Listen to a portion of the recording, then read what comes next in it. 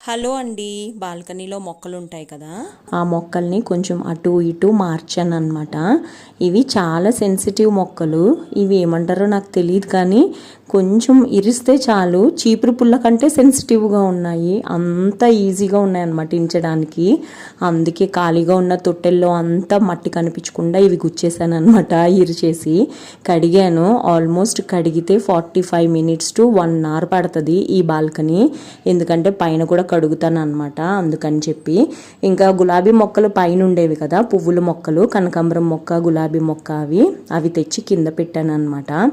గుత్తులు గుత్తులుగా పోస్తాయి. గుత్తులు గులాబీ మొక్క అనమాట దీని పేరు. దాని పేరే కావాలని కొనుక్కుని తెచ్చాను అనమాట.